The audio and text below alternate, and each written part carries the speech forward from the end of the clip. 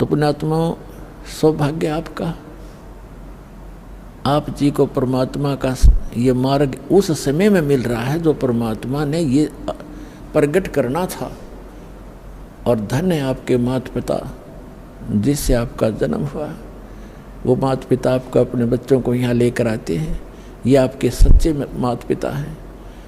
और आज जो आप अपने बच्चों को, माता पिता को, भाई बहनों को कितना प्यार करते हो, तो ये प्यार तो आपका रह नहीं सकता यदि उस गलत साधना में लगे रहे।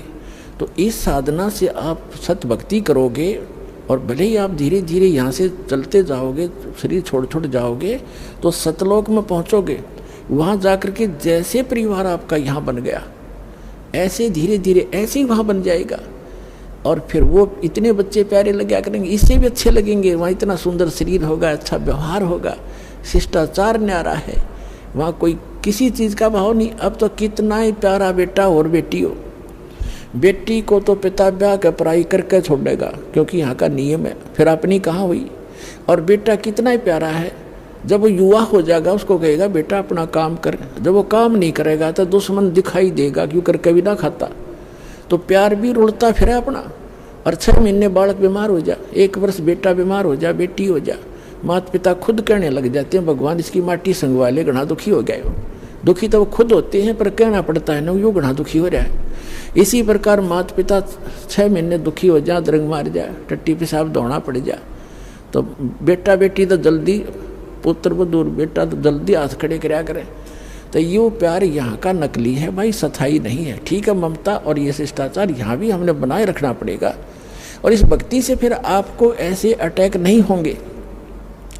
अधरंग पैरालिसिस भी हमने देखा, यहाँ नाम लेने के बाद कईयों का क्रम अड़ गया, पैरालिसिस हो गया और तीसरे दिन चालन लाग गए। बताओ, वो दुख भी टाल दिया भगवान ने।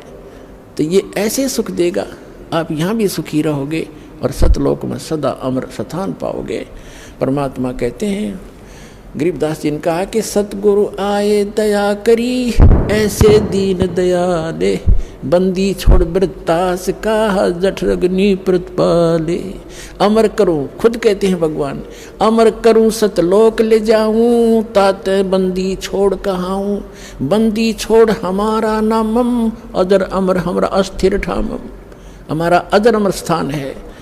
ए स्वामी सृष्टा में सृष्टि हमारे तीरे, दास गरीब अदर रहूं, अवगत सत कबीर। भजन करो उस रब को जो दाता है कुल सबे का। उस परमात्मा की भक्ति करो पुण्यात्माओं, और समझा है तो सिर धर पाओ, बहुर नहीं रे ऐसा दाव। बोलो सतगुरुदेव।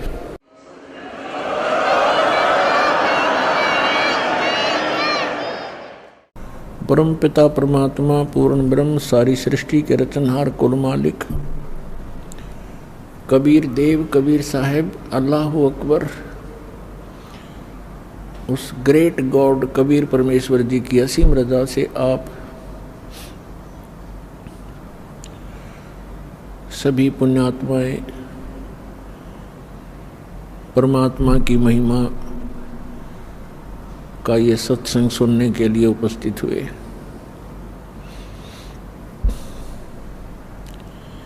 आप बहुत ही विशेष आत्माएं हैं, विशेष प्रिय परमात्मा के बच्चे हो, जो आपको ये ज्ञान अच्छा लग रहा है और आपकी श्रद्धा भगवान में दिन प्रतिदिन बढ़ती ही जा रही है। अन्यथा ये पूरा मानव समाज नास्तिक होने के कागार पर खड़ा था। भक्ति करने वालों की कमी नहीं, श्रद्धालुओं की कमी नहीं, श्रोता बहुत गिने और संतों की भी कोई कमी नहीं, साधु संत बहुत बहुत गिने। और फिर भी कोई बुराई समाज से घट नहीं रही, कोई भी आध्यात्मिक लाभ किसी भी भक्त को प्राप्त नहीं हो रहा। किसी को कुछ प्राप्त हो रहा है तो उसके अपने संस्कार से ही हो रहा है, जो बिल्कुल भी भक्ति ना करते वो उनको भी हो रहा होता है, क्योंकि जो पूर्व जन्म के शुभ संस्कार या अशुभ संस्कार वो प्रत्येक प्राणी को प्राप्त होते ही रहते हैं। अब परमात्मा ने रजा करी है, अब वो समय है जो सब जगह भक्ति करने वाले भी महादुखी हैं और जो भक्ति नहीं करते वो तो अपने आप ही दुखी हैं। हाहाकार मचा है। एक पैसा ही सर्वस्व हो गया, माया ही सबको मीठी लगती है। इसका कारण क्या है? हमें अध्यात्म ज्ञान नहीं रहा। हम देखा देखी और लोक वेद के आधार से गलतियों पर गलती करके अपने कर्म बिगाड़ रहे हैं। तो परमात्मा दया करते हैं, स्वयं आते हैं अपनी प्यारी आत्माओं को ये यथार्थ ज्ञान प्रदान करने के लिए। ये समागम जो सत्संग चल रहा है ये उसी उपलक्ष्य में है कि वो परमात्मा हमारे पिता, हमारे हमदर्द, सर्व पाप नाशक, सर्व सुखकारी, मंगलकारी, पाप हरण करने वाले हमारे जनक, हमारे पिता, ये परमात्मा हैं। इसलिए ये हमारे को यहाँ सद्मार्ग दर्शन करने के लिए आते हैं। और काल भगवान जिसके लोक में हम रह रहे हैं, इसका पूरा प्रयत्न होता है कि ये सभी प्राणी परमात्मा से परिचित ना होकर के दंत कथा लोकवेद सुनते रहें, भक्ति करें या तो करें नहीं, विकार खूब करते रहें, और करें तो शास्त्र विधि त्याग का मनमाना आचरण करें, जिससे उनको कोई लाभ होना नहीं। और कुछ दिनों में उनकी आस्था भगवान से अपने आप हट जाती है। जैसे बहुत से ऐसे प्रमाण यहाँ आ रहे हैं, बहुत से उदाहरण हैं कि जो पहले अन्य संतों के पास उपदेशी थे, वहाँ कोई 30 वर्ष, कोई 20 वर्ष, कोई 40 वर्ष अपनी साधना समय व्यतीत करके और सर्वस्व लुटा करके, घर में भी बहुत हानि उठा करके, जन हानि भी उठा करके अब यहाँ आ रहे हैं। अब यदि उनको ये मार्ग ना मिलता और यहाँ उनको कुछ लाभ ना मिलता तो वो नास्तिक हो जाते पक्के। और काल यही चाहता है कि ये ऐसी भक्ति करें जिससे इनको कोई अध्यात्म ज्ञान, आध्यात्मिक लाभ ना हो, यानी परमात्मा की तरफ से कोई लाभ इनको महसूस ना हो, और ये कुछ दिनों में भक्ति साधना त्याग दें और मेरे जाल में फंसे ही रहे। और वो परमात्मा दयालु आते हैं, उनकी उस परमात्मा का प्रयत्न होता है कि मेरी आत्माओं में परमात्मा की चाह, उसकी कसक और उसके गुण समाये रहें। और वो कब तक? इस बीचली पीढ़ी तक, जो सन 1997 में 5505 वर्ष कलयुग बीत चुका है, यहाँ तक परमात्मा ने आपको ये भक्ति की आस्था बना के, भगवान में आपकी आस्था बनाए रखकर इस समय तक लाना था। इसलिए वो परमात्मा चारों युगों में आते हैं। क्या बताते हैं? सतयुग में सत सुकृत कह टेरा, त्रेता नाम मुनींदर मेरा, द्वापर में करुणा में कहाया, कलयुग नाम कबीर धराया। चारों युग में मेरे संत पुकारे, कूक कहा हम हेल रे, हीरे माणक मोती बरसे, ये जग चुगता डेल रे। परमात्मा कबीर साहब जो सत्य पुरुष हैं, सारी सृष्टि के रचनहार हैं, ये वही परमात्मा हैं जो बनारस नगरी में, काशी शहर में सन 1398 संवत 1455 ज्येष्ठ सुदी पूर्णमासी को सुबह ब्रह्म मुहूर्त में सतलोक से चलकर आए थे और लहर तारा नामक सरोवर में कमल के फूल के ऊपर आकर नवजात शिशु का रूप धारण करके विराजमान हुए थे। वहाँ से नीरू नीमा नाम के जो दुल्हा दंपति थे, पति पत्नी थे, वो निसंतान थे और उनको उठाकर घर ले गए। परमात्मा की परवरिश की लीला कंवारी गायों से हुई, कबीर सागर में प्रमाण है। और वेद भी यही बताते हैं, ऋग्वेद मंडल नंबर 9 सूक्त 1 मंत्र 9 में यही प्रमाण है कि वो परमात्मा से स्वरूप धार कर जब आते हैं, वो लीला करते हैं, उस समय उनके परवरिश की लीला कंवारी गायों द्वारा होती है। तो ये परमात्मा वही हैं जो सारी सृष्टि के रचनहार हैं, जिसका सदग्रंथ गुणगान करते हैं। और आंखों देखा जिन महापुरुषों ने, उन्होंने भी इसी परमेश्वर कबीर जी की महिमा का ही गुणगान किया।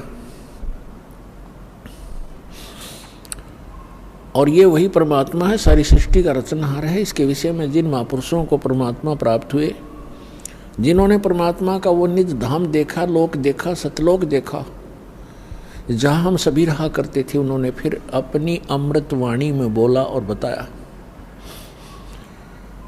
हम सुल्तानी नानक तारे दादू को उपदेश दिया, जात जुलाहा भेद न पाया, ये काशी में कबीर हुआ।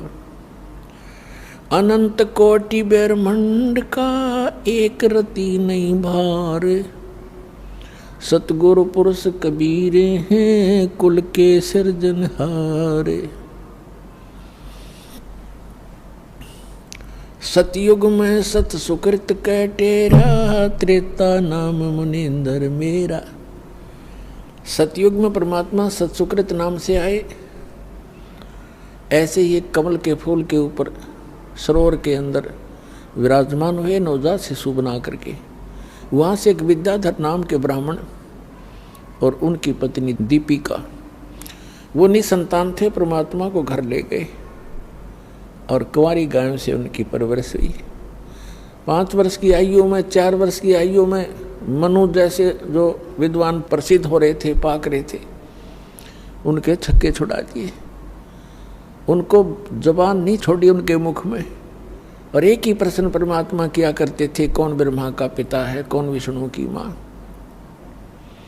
शंकर का दादा कौन है, ऋषि जी मोहे बता। उनके पास कोई उत्तर नहीं था। उल्टा परमात्मा के साथ ही वो बेहुदा व्यवहार करने लग जाते थे। ये झूठा है, ये कपटी है, ये पता नहीं कहाँ किस जाति का है।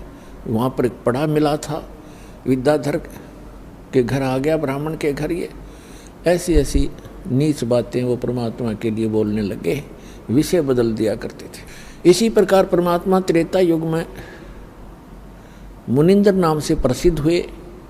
उस समय वही आत्मा जो विद्याधर और दीपिका वाली थी, वो दोनों त्रेता युग में फिर ब्राह्मण कुल में ही उनका जन्म था।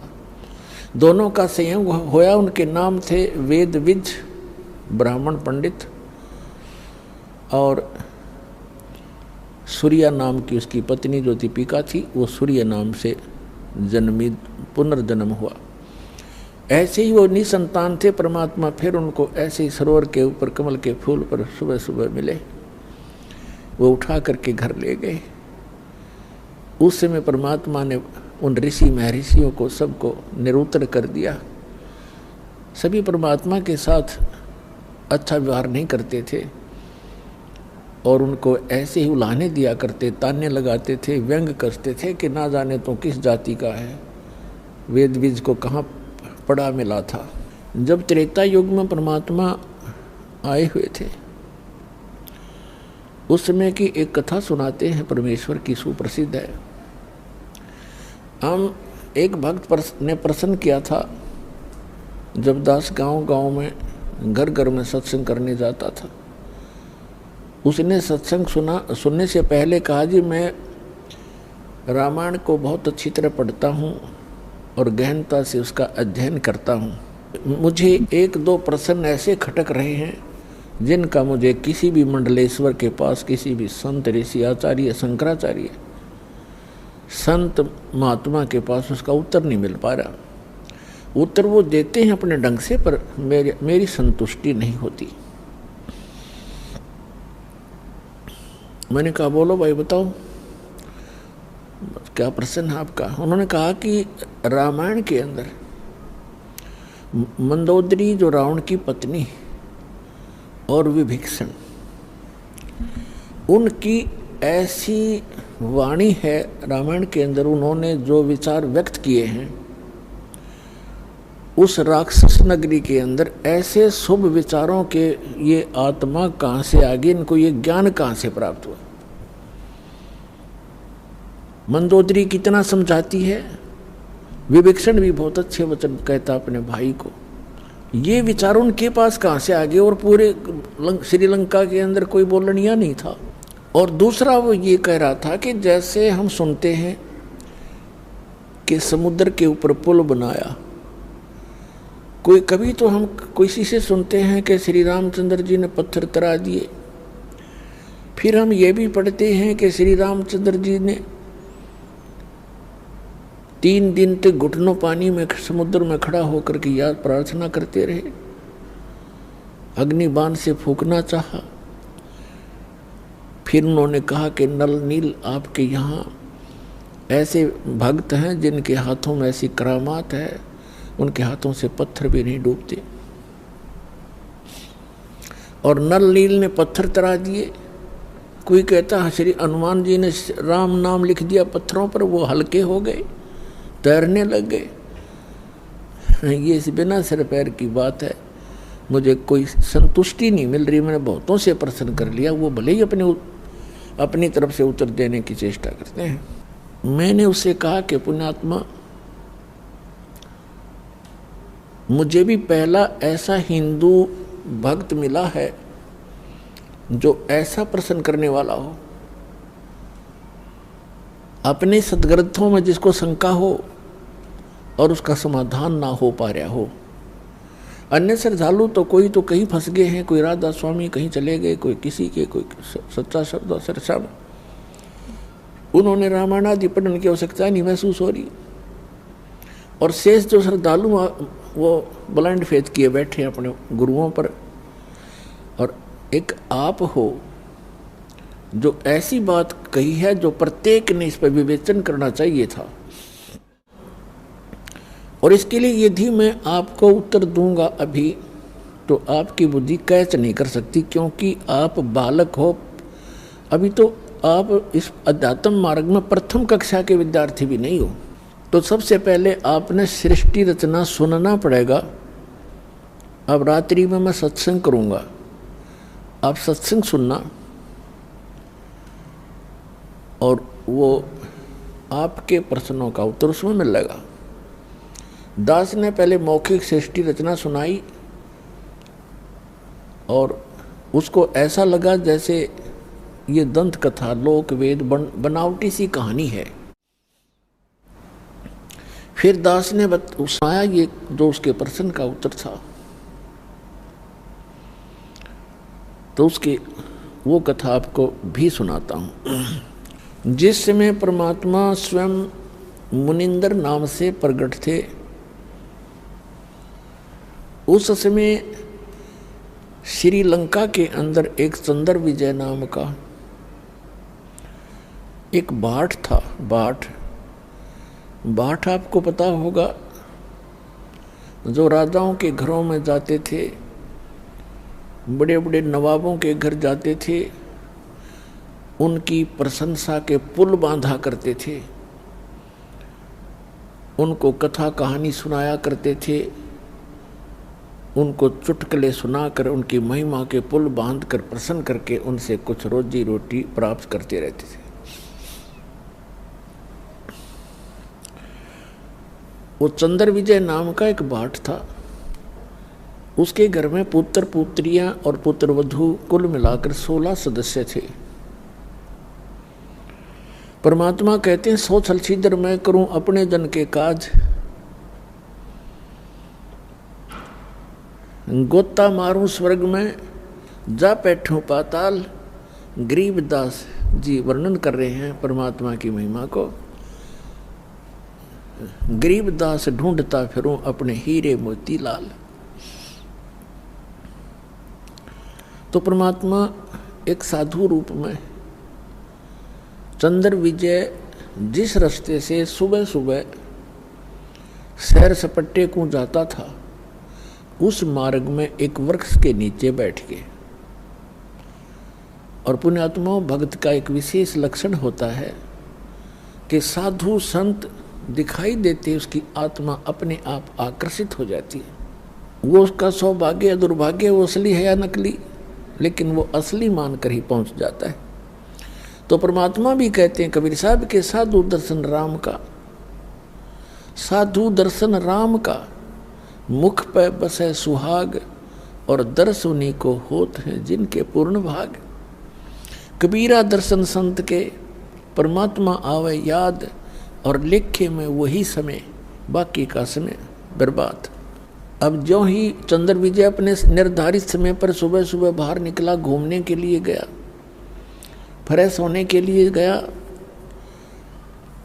जाते समय देखा कि साधु बैठा है। अपना वापस आते समय उन्होंने चरणों में प्रणाम किया और कहा, महात्मा जी दास का यह मकान है, छोटा सा झोंपड़ा है, दर्शन दो भगवान, कुछ आहार करो, हमारा भी उद्धार करो। परमात्मा तो गए उसी विषय में थे। परमात्मा ने कहा कि भाई मैं ऐसा वैसा संत नहीं हूँ, मेरे कुछ नियम हैं, मर्यादाएं हैं, उनको यदि तू पालन करेगा तो मैं चल सकता हूँ तेरे घर पे। करबद्ध होकर के चंद्र विजय भाट ने कहा कि हुक्म करो परवरदिगार, क्या नियम है, क्या आदेश है आपका? संभव कोशिश करूंगा, जितना भी संभव मेरे से हो सकेगा। परमात्मा ने कहा कि जो मेरा भक्त हो जाता है, उपदेश दीक्षा ले लेता है, मेरा शिष्य बनता है, मैं उसी के घर जाता हूं, ऐसे वैसे व्यक्ति के, अनुपदेशी के घर में आहार नहीं करता। तो चंद्र विजय ने कहा कि भगवान मैं तो शिष्य गुरु बना चुका हूं एक ऋषि को, और उसी ऋषि को गुरु बना रखा है और बहुत से हमारे साथियों ने। तो परमात्मा ने कहा, आपके गुरुजी ने किस भगवान की भक्ति बताई है? अब चंद्र विजय कहता है कि और भगवान कौन है? शिव जी, शंकर भगवान ही तो है सर्वेश्वर, और हमारे राजा भी भगवान शंकर के ही उपासक हैं। फिर परमात्मा ने उसको कहा कि भाई तुम सभी भ्रमित हो, ये शंकर भगवान नहीं है, ये एक देव है, और ये तीन देव एक जैसी ही शक्ति वाले हैं। श्री ब्रह्मा जी रजगुण, श्री विष्णु जी सतगुण, श्री शंकर जी तमोगुण। जैसे आजकल के दृष्टिकोण से अब दास समझाएगा, जैसे एक प्रांत में मिनिस्टर होते हैं, मंत्री, तो उन मंत्रियों का एक जैसा ही रैंक होता है, एक जैसी पावर होती है, एक जैसे ही वो एमएलए से होते हैं, लेकिन उनके विभागों में अंतर होने से थोड़ी सी वैल्यू उनकी घट बढ़ जाती है, वो अलग बात है। फिर परमात्मा ने बताया, तीन लोक का राज है ये, ब्रह्मा विष्णु महेश, ऊंचा धाम कबीर का, बाणी बिरह विदेश। तीन देव की जो करते भक्ति, उनकी कदे ना होवे मुक्ति। गुण तीनों की भक्ति में ये भूल पड़ो संसार, कहे कबीर निज नाम बिना कैसे उतरो पार। अब चंद्र विजय को कुछ बात खटकी, कुछ हटकर ज्ञान था, कभी कड़वा लगा, कभी मीठा लगा। घंटा 2 घंटे डिस्कशन करने के बाद उसने निर्णय ले लिया कि भगवान आपका ज्ञान भले ही मैं पहली बार सुन रहा हूँ, पर आत्मा को खींच रहा है, कुछ अच्छा सा भी लग रहा है। शुरू शुरू में तो अच्छा नहीं लग रहा था। तब चंद्र विजय ने कहा कि भगवान दीक्षा दे दो दास को। परमात्मा ने उसको मंत्र दिया और कहा अब दर्शन दो दास के घर पे। तो चल पड़े मालिक। अब चंद्र विजय के घर रहे परमात्मा 2-3-4 दिन, प्रार्थना करके रखा उनको। सारे परिवार को बैठा लेते थे और सत्संग सुनाते थे, ज्ञान सुनाते थे। तो प्रथम बार तो केवल चंद्र विजय ने ही दीक्षा ली, बाकी सदस्यों ने नहीं दीक्षा ली, क्योंकि पहले बड़े श्रद्धालु व्यक्ति थे। दीक्षा ग्रहण बेसिक ना की, लेकिन ज्ञान सुनते रहे। परमात्मा चले गए, वो फिर कुछ दिनों के बाद फिर आए। उस समय तक चंद्र विजय ने सारे परिवार को तैयार कर लिया दीक्षा दिवाने के लिए। परमात्मा आए, पीछे उन्होंने सब ज्ञान पर डिस्कस किया और सब ने स्वीकार किया कि बात सारी सत्य है और समर्थ हैं ये संत, इनके दर्शन से ही आत्मा प्रसन्न होती है। जिन मिलते सुख उपजय मिटे कोटि उपाद, भवन चतुर्दश ढूंढियो वो परम स्नेही साध। और वो तो परमात्मा आए थे खुद। उन सब ने दीक्षा ले ली। पूरे चंद्र विजय भाट के 16 के 16 सदस्य दीक्षित हो गए। अपने आत्माओं देखना मालिक की कैसी रजा होती है। अब पहले चंद्र विजय की पत्नी करमवती प्रतिदिन मंदोदरी के पास जाती थी, 1-2 घंटा उसका मनोरंजन करवाया करती थी। और क्या सुनाया करती थी? ऐसे ही घटिया सतर के चुटकुले, बेहुदी बातें जो आम समाज में कहीं भी नहीं जाती। इस तरह की घटिया प्रकार के चुटकुले ऐसे ही जैसे बतलाया करती हैं वो दोनों जनी, और मंदोदरी को हंसाया करती थी, खुश करती थी। जब उस करमवती को ये ज्ञान हुआ, फिर वो जाकर के मंदोदरी जी को, Mandodari wife of Ravan king of Lanka, उसको समझाने लगी, ये ज्ञान सुनाने लगी। इस ज्ञान को सुनकर मंदोदरी की आत्मा ऐसे खिंचने लगी और एक दिन ये बोली कि करमवती, तेरे अंदर तो सारा डंगा भरा था, ये बात तू लाई कहाँ से? इतने सुंदर वचन आत्मा को खींच रहे हैं, तो ये ज्ञान कहाँ से लाई? तेरे सतर का ज्ञान नहीं है ये। और ना आज तक हमने किसी कथा, किसी महाभारत में देखा ना आज तक हमने किसी सदग्रंथ में देखा नहीं, और किसी पुराण में पढ़ा नहीं, किसी ऋषि ने सुनाया नहीं। यूं बता, ये कथा तेने ये ज्ञान सुना कहाँ से? करमवती ने बताया कि हमारे घर पे हमारे गुरु जी आते हैं, उन्होंने ये ज्ञान सुनाया मंदोदरी। अब मंदोदरी ने कहा कि अब के तेरे गुरुजी आए तो मेरे घर बुला के लाना। अब परमात्मा फिर जाना ही था अपने पेड़ पौधों को संभालने के लिए। तो परमात्मा गए तो मंदोदरी, उसने करमवती ने कहा,